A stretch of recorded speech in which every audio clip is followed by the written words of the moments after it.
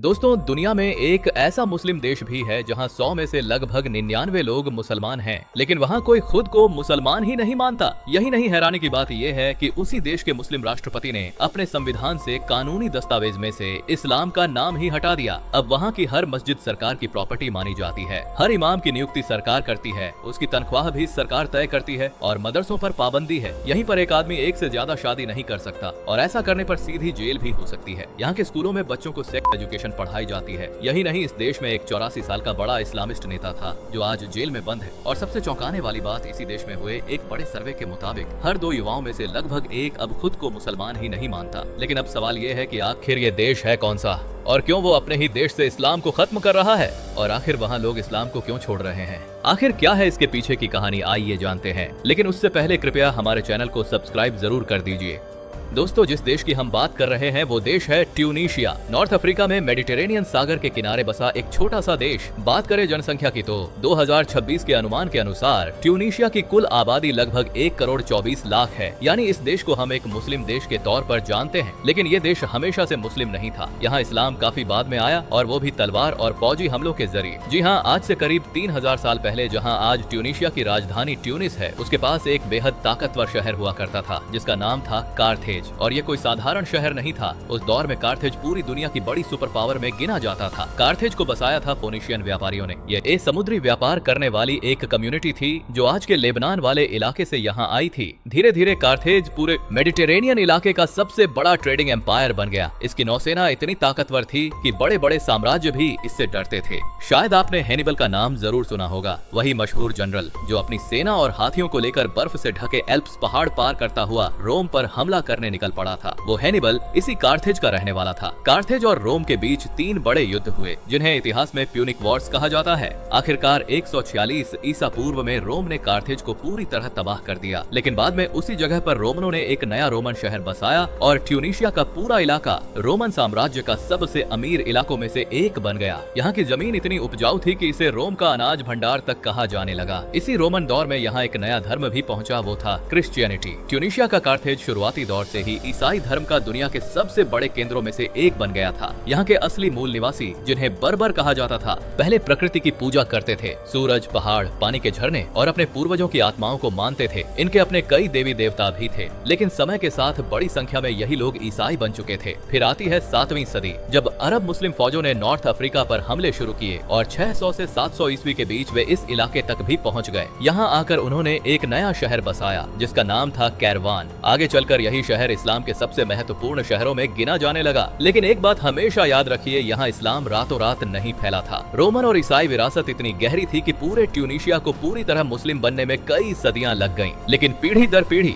धीरे धीरे यहाँ की बर्बर आबादी लगभग पूरी तरह मुसलमान बन गई। इसके बाद कई सदियों तक ट्यूनीशिया एक के बाद एक अलग अलग इस्लामिक सल्तनतों के अधीन रहा। फिर 16वीं सदी में यहाँ एक नई ताकत आई जिसका नाम था ऑटोमन एम्पायर। ट्यूनीशिया ऑटोमन साम्राज्य का हिस्सा बन गया और 1881 तक कोई भी ताकत उसे हिला नहीं सकी। लेकिन फिर 1881 में एक ऐसी ताकत आई जिसने यहाँ का पूरा इतिहास बदल कर रख दिया। वो ताकत था फ्रांस। फ्रांसीसी फौजों ने ट्यूनीशिया पर कब्जा कर लिया और उसे पूरे 75 सालों के लिए अपनी कॉलोनी बना दिया। लेकिन फ्रांस यहाँ सिर्फ जमीन पर राज करने नहीं आया था, वो अपने साथ अपनी भाषा लेकर आया, अपने स्कूल लेकर आया, अपनी अदालतें लेकर आया और अपना पूरा लीगल सिस्टम भी लेकर आया, बिल्कुल वैसे ही जैसे भारत में अंग्रेज आए थे। और धीरे धीरे यहाँ की पूरी व्यवस्था बदलने लगे थे। देखते ही देखते ट्यूनीशिया में फ्रेंच पढ़े लिखे लोगों की भाषा बन गई। आज भी वहाँ का कानून काफी हद तक यूरोपियन सिविल लॉ पर टिका हुआ है, शरिया पर नहीं। और इसकी सबसे बड़ी वजह यही फ्रांसीसी दौर था। फिर जब 20वीं सदी में ट्यूनीशिया के लोगों ने आजादी की लड़ाई शुरू की, तब तक फ्रांस चाहे अनचाहे वहाँ एक बिल्कुल नई पीढ़ी तैयार कर चुका था। ऐसी पीढ़ी जो फ्रेंच में पढ़ती थी, फ्रेंच में सोचती थी और यूरोप के विचारों से अच्छी तरह परिचित थी। इसी नई पीढ़ी में एक नौजवान वकील भी था जो आगे चलकर पूरे ट्यूनीशिया की किस्मत बदलने वाला था। उसका नाम था हबीब बोर्गिबा। बोर्गिबा ने कानून की पढ़ाई पेरिस में की थी। वहीं रहते हुए उसने यूरोप की सेकुलर सोच को करीब से समझा और वही सोच लेकर वापस अपने देश लौटा। ट्यूनीशिया लौटने के बाद वो फ्रांस के खिलाफ आजादी की लड़ाई का सबसे बड़ा चेहरा बन गया। आखिरकार साल 1956 में फ्रांस ने ट्यूनीशिया छोड़ दिया। देश आजाद हो चुका था और बोर्गिबा इस नए राष्ट्र का नेता बना। कुछ ही समय बाद वो ट्यूनीशिया का पहला राष्ट्रपति भी बन गया। अब यहाँ से असली कहानी शुरू होती है। अक्सर जब कोई देश आजाद होता है तो उसका नेता भाषण देता है, झंडा फहराता है, सेना मजबूत करता है और दुनिया को अपनी ताकत दिखाने में लग जाता है। लेकिन बोर्गिबा ने ऐसा कुछ नहीं किया। उसने ऐसा कदम उठाया जिसकी उस दौर में शायद ही किसी मुस्लिम देश का नेता कल्पना भी कर सकता था। आजादी के कुछ ही महीनों बाद उसी साल 1956 में उसने एक कानून पास किया जिसका नाम था पर्सनल स्टेटस कोड। अब इस कानून को ध्यान से समझिए क्योंकि पूरी कहानी की नींव यही है। सबसे पहला फैसला था कि एक आदमी की एक से ज्यादा शादी पर पूरी तरह रोक लगा दी गई, जबकि इस्लामिक कानून के मुताबिक एक आदमी 4 तक बीवियां रख सकता है। लेकिन बोर्गिबा ने साफ कह दिया कि बस अब नहीं, एक आदमी एक ही पत्नी रखेगा। अगर दूसरी शादी की तो वो अपराध माना जाएगा और उसके लिए जेल तक हो सकती है। अब जरा सोचिए, साल 1956 का एक मुस्लिम देश और वहाँ ऐसा कानून। उस वक्त ये किसी भूचाल से कम नहीं था। दूसरा बड़ा बदलाव था तलाक को लेकर। पहले पति सिर्फ जुबान से 3 बार तलाक बोलकर शादी खत्म कर सकता था, लेकिन बोर्गिबा ने ये व्यवस्था खत्म कर दी।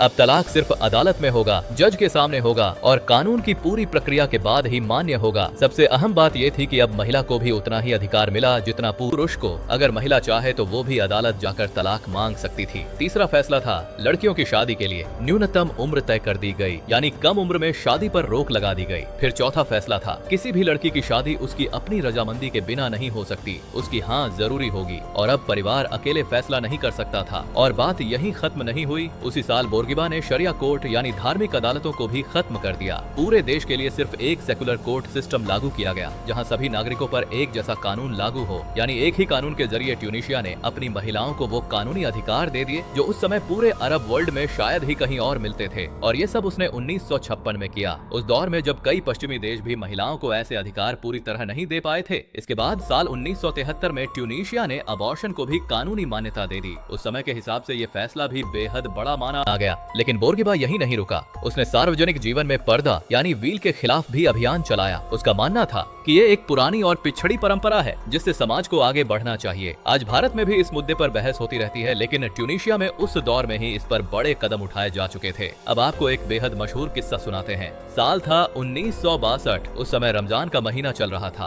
पूरे देश में रोजे रखे जा रहे थे। तभी बोर्गिबा टीवी पर आता है और पूरे देश के सामने कैमरे पर बैठकर एक गिलास ऑरेंज जूस पी जाता है। उसका तर्क था कि अगर मजदूर पूरे दिन भूखा रहेगा तो उसकी ताकत कम होगी और देश की तरक्की भी धीमी पड़ेगी। उसने देश के मुफ्ती से कहा कि लोगों को रोजा न रखने की इजाजत देने वाला फतवा जारी किया जाए, लेकिन जब मुफ्ती ने इसे इनकार कर दिया तो बोर्गिबा ने उसे उसके पद से ही हटा दिया। अब यहाँ एक बहुत दिलचस्प बात समझने वाली है। बोर्गिबा कोई भावुक नेता नहीं था। वो अच्छी तरह जानता था कि अगर उसने खुलकर कहा कि वो इस्लाम के खिलाफ है तो शायद उसी वक्त उसकी सत्ता खत्म हो जाएगी। इसीलिए उसने कभी सीधे इस्लाम पर हमला नहीं किया। उसने हमेशा यही कहा कि इस्लाम की असली भावना इंसान की भलाई और तरक्की में है। साथ ही उसने कुछ धार्मिक विद्वानों यानी उलेमाओं को भी अपने साथ मिला लिया। यही वजह थी कि उसने इन सुधारों को इस्लाम के खिलाफ लड़ाई की तरह पेश नहीं किया, बल्कि इस्लाम की एक नई और आधुनिक व्याख्या के रूप में सामने रखा। हालांकि अंदर ही अंदर वो धीरे धीरे धर्म की पकड़ को सरकारी व्यवस्था और लोगों की रोजमर्रा की जिंदगी से कमजोर करता जा रहा था और इसका असर भी साफ दिखाई देने लगा। देश के उलेमा और ट्यूनीशिया की सबसे बड़ी इस्लामिक यूनिवर्सिटी अल जैतूना के विद्वानों ने इन सुधारों का खुलकर विरोध किया, लेकिन बोर्गिबा पर इसका कोई खास असर नहीं पड़ा। एक वजह यह भी थी कि साल 1975 में उसने खुद को आजीवन राष्ट्रपति घोषित करवा लिया था। लेकिन जैसे जैसे बोर्गिबा की उम्र बढ़ती गई तो 80 के दशक तक आते आते उनकी सेहत भी जवाब देने लगी और उनका मानसिक संतुलन भी पहले जैसा नहीं रहा। देश में तनाव बढ़ने लगा। लोगों को समझ ही नहीं आ रहा था कि आखिर असली सत्ता किसके हाथ में है। और इसी दौरान उनकी कैबिनेट में बैठा एक आदमी चुपचाप अपनी चाल चलने की तैयारी कर रहा था। यही आदमी आगे चलकर ट्यूनीशिया का भविष्य तय करने वाला था। उसका नाम था जाइन अल आबिदीन बेन अली। जी हाँ, साल 1987 में बेन अली ने अपना दांव चल दिया। उस समय वह ट्यूनीशिया का प्रधानमंत्री भी था और देश की सुरक्षा व्यवस्था का सबसे ताकतवर आदमी भी। उसने डॉक्टरों के एक पैनल से यह ऐलान करवा दिया कि राष्ट्रपति बोर्गिबा अब मानसिक और शारीरिक रूप से शासन चलाने के लायक नहीं रहे हैं। इसके बाद न कोई गोली चली, न कोई गृह युद्ध हुआ और न ही कोई बड़ी लड़ाई। एक मेडिकल रिपोर्ट आई और सत्ता सीधे बेन अली के हाथों में चली गई।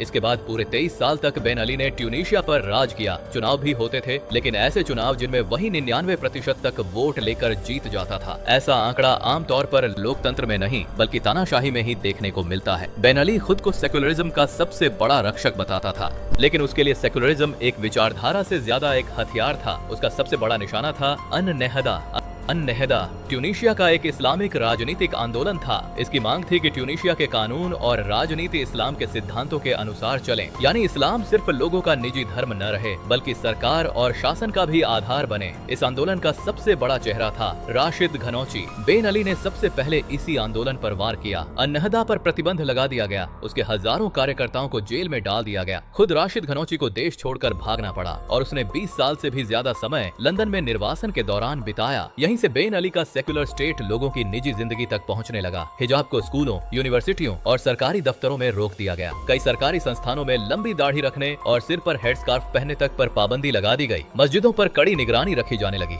हर इमाम क्या बोल रहा है, किस विषय पर बोल रहा है, सरकार उस पर नजर रखने लगी और धीरे धीरे इस्लाम की सार्वजनिक मौजूदगी पहले से काफी कमजोर कर दी गई। लेकिन यहीं बेन अली से एक बहुत बड़ी गलती हो गई। उसकी सरकार धीरे धीरे भ्रष्टाचार में डूबने लगी। सत्ता कुछ गिने चुने लोगों तक सिमट गई। उसकी पत्नी का परिवार पूरे देश की दौलत पर कब्जा जमाने लगा। सरकारी सिस्टम में रिश्वत और भ्रष्टाचार आम बात बन गई। लोगों का गुस्सा लगातार बढ़ता रहा, लेकिन कोई खुलकर बोल नहीं पा रहा था। फिर आया 17 दिसंबर 2010 और यहीं से पूरी कहानी पलट गई। जी हाँ, ट्यूनीशिया के एक छोटे से कस्बे सिदी बौजिद में 26 साल का एक नौजवान रहता था जिसका नाम था मोहम्मद बुआजीजी। वह ठेले पर फल और सब्जियां बेचकर अपना घर चलाता था। वही ठेला उसकी रोजी रोटी का एकमात्र सहारा था। लेकिन 17 दिसंबर 2010 को पुलिस ने उसका ठेला जब्त कर लिया, उसका सामान छीन लिया और सबके सामने उसकी बेइज्जती कर दी। बुआजीजी न्याय मांगने सरकारी दफ्तर गया, लेकिन किसी ने उसकी बात तक नहीं सुनी। हताश होकर उसने सरकारी इमारत के सामने खुद पर पेट्रोल डालकर आग लगा ली। कुछ दिनों बाद उसकी मौत हो गई, लेकिन उसकी मौत सिर्फ एक इंसान की मौत नहीं थी। उसने पूरे देश में ऐसा गुस्सा पैदा कर दिया जो वर्षों से लोगों के दिलों में दबा हुआ था। ट्यूनीशिया की सड़कों पर लाखों लोग उतर आए, जगह जगह प्रदर्शन शुरू हो गए। भ्रष्टाचार, बेरोजगारी और तानाशाही के खिलाफ जनता खुलकर खड़ी हो गई। इसी माहौल का फायदा इस्लामिस्ट संगठनों ने भी उठाया। उन्होंने भी इस आंदोलन में पूरी ताकत झोंक दी, जिसके चलते आखिरकार 14 जनवरी 2011 को पूरे 23 साल सत्ता में रहने के बाद बेन अली अपना सामान समेटकर सऊदी अरब भाग गया। लेकिन कहानी यहीं खत्म नहीं हुई। ट्यूनीशिया में जो चिंगारी भड़की थी उसने पूरे अरब वर्ल्ड को अपनी चपेट में ले लिया। कुछ ही हफ्तों के भीतर मिस्र, लीबिया, यमन और सीरिया जैसे देशों में भी बड़े बड़े प्रदर्शन शुरू हो गए। यही आंदोलन आगे चलकर पूरी दुनिया में अरब स्प्रिंग के नाम से जाना गया। अब यहीं से कहानी और भी दिलचस्प हो जाती है।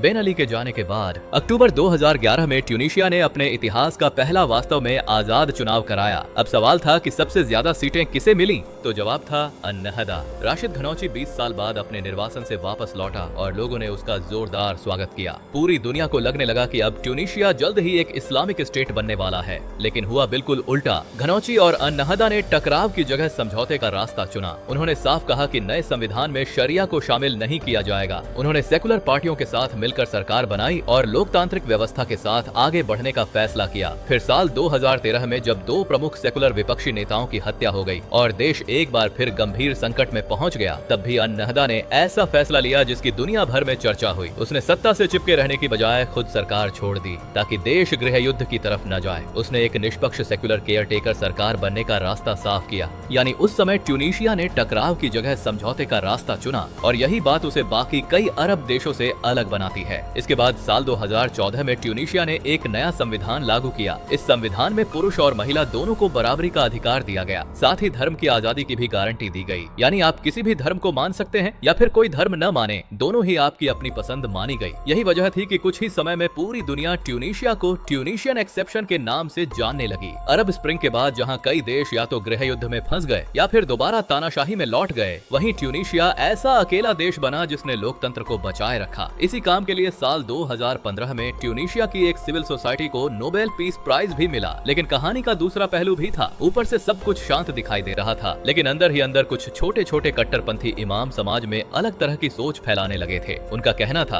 कि ये सरकार इस्लाम के रास्ते पर नहीं चल रही बल्कि काफिर हो चुकी है, इसलिए अब मुसलमानों को खुद आगे आकर इस्लाम की रक्षा करनी चाहिए। धीरे धीरे इस सोच का असर दिखने लगा। इसी दौर में ट्यूनीशिया भी कट्टरपंथ और रेडिकलाइजेशन की चपेट में आने लगा। अलग अलग रिपोर्टों के मुताबिक ट्यूनीशिया से 3000 से ज्यादा लोग ISIS में शामिल होने के लिए इराक और सीरिया चले गए थे। आबादी के हिसाब से देखा जाए तो दुनिया में ISIS में शामिल होने वालों की सबसे बड़ी संख्या ट्यूनीशिया से ही मानी जाती है। फिर साल 2015 में ट्यूनीशिया को दो बड़े आतंकी हमलों का सामना करना पड़ा। पहला हमला ट्यूनिस के बार्डो म्यूजियम पर हुआ, दूसरा हमला सूस शहर के बीच पर हुआ जहां 38 लोगों की जान चली गई। इनमें ज्यादातर विदेशी पर्यटक थे। इन हमलों ने पूरे देश को झकझोर कर रख दिया। कई लोगों ने इसे इस बात का संकेत माना कि समाज के अंदर पनप रहा कट्टरपंथ अब खुलकर सामने आ चुका है। लेकिन समय आगे बढ़ा और फिर साल 2019 में ट्यूनीशिया ने नया राष्ट्रपति चुना। उसका नाम था कैस सईद। वह पारंपरिक राजनीति से बाहर का आदमी था, पेशे से कानून का प्रोफेसर था और उसकी अपनी कोई बड़ी राजनीतिक पार्टी भी नहीं थी। उसने जनता से वादा किया कि वह भ्रष्टाचार खत्म करेगा और देश में व्यवस्था को फिर से मजबूत बनाएगा। लेकिन 25 जुलाई 2021 को कैस सईद ने कोविड महामारी और खराब होती अर्थव्यवस्था का हवाला देते हुए उसने प्रधानमंत्री को हटा दिया, संसद को फ्रीज कर दिया और लगभग सारी ताकत अपने हाथों में ले ली। इसके बाद साल 2022 में उसने जनमत संग्रह यानी रेफरेंडम के जरिए एक नया संविधान लागू करवा दिया। इस नए संविधान में संसद और राजनीतिक पार्टियों की ताकत काफी कम कर दी गई और लगभग सारी शक्तियां राष्ट्रपति के हाथ में पहुंच गईं। लेकिन सबसे ज्यादा चर्चा जिस बात की हुई वो इससे भी बड़ी थी। 1959 और 2014 के दोनों संविधानों में साफ लिखा था कि इस्लाम ट्यूनीशिया का आधिकारिक धर्म है। कम से कम कागजों पर तो ट्यूनीशिया खुद को एक इस्लामिक देश मानता था, लेकिन 2022 के नए संविधान में कैस सईद ने यही लाइन हटा दी। अब उसमें सिर्फ इतना लिखा गया कि ट्यूनीशिया इस्लामिक उम्मा का हिस्सा है। सईद का तर्क था कि किसी देश का अपना कोई धर्म नहीं हो सकता, धर्म व्यक्ति का होता है, राज्य का नहीं। लेकिन सईद यही नहीं रुका, उसने राजनीतिक इस्लाम पर पहले से भी ज्यादा सख्त कार्रवाई शुरू कर दी। अन-नहदा का मुख्यालय बंद करा दिया गया। इसके बाद साल 2023 में 84 साल के राशिद घनौची को गिरफ्तार कर लिया गया। उनके खिलाफ एक के बाद एक कई मुकदमे चले और अलग अलग मामलों में मिली सजाओं को जोड़ दिया जाए, जिससे कुल सजा 40 साल से भी ज्यादा हो जाती है। सिर्फ घनौची ही नहीं बल्कि कई विपक्षी नेताओं, पत्रकारों और वकीलों को भी जेल भेजा गया। कई प्रो मुस्लिम मीडिया आउटलेट्स भी बंद करवा दिए गए। इन सब का असर धीरे धीरे पूरे समाज पर दिखाई देने लगा। आज ट्यूनीशिया खुद को पहले से ज्यादा आधुनिक और विविध समाज बनाने की दिशा में आगे बढ़ रहा है। पिछले लगभग 70 सालों में वहाँ धीरे धीरे धर्म को कानून से, राजनीति से और सरकारी ताकत से काफी हद तक अलग कर दिया गया है और शायद दुनिया के किसी दूसरे मुस्लिम बहुल देश में ऐसा बदलाव इस स्तर पर देखने को नहीं मिला। आज हालत ये है कि ट्यूनीशिया के करीब आधे युवा खुद को मुसलमान नहीं मानते। धीरे धीरे यहाँ एक्स मुस्लिम बनने वालों की संख्या भी बढ़ रही है। अरब बैरोमीटर के सर्वे के मुताबिक पूरे अरब वर्ल्ड में ट्यूनीशिया उन देशों में शामिल है जहाँ सबसे ज्यादा लोग अब खुद को धार्मिक पहचान से दूर बताते हैं। आज ट्यूनीशिया में एक मुसलमान खुलकर किसी गैर मुस्लिम से शादी कर सकता है और सरकार ने इस तरह की कई पुरानी पाबंदियां भी हटा दी हैं। अब समझने वाली बात ये है, ये बदलाव किसी एक राष्ट्रपति ने रातों रात नहीं कर दिए। इसके पीछे करीब 70 साल की पूरी प्रक्रिया रही है। एक के बाद एक अलग अलग सरकारों ने अपने अपने तरीके से फैसले लिए और धीरे धीरे पूरा समाज बदलता चला गया। यानी ये सिर्फ कानून बदलने की कहानी नहीं है, बल्कि समाज के अंदर सोच बदलने की भी कहानी है। तो दोस्तों, आपकी इस पर क्या राय है, हमें कमेंट में बताइए। साथ ही वीडियो को ज्यादा से ज्यादा शेयर करें एवं ऐसी ही रोचक जानकारियों को लगातार जानने के लिए सब्सक्राइब करें हमारे चैनल मिस्ट्री ऑफ आर्यावर्त को और हाँ, बेल आइकॉन भी दबाएं। तो मिलते हैं अगली वीडियो में। जय हिंद, जय भारत।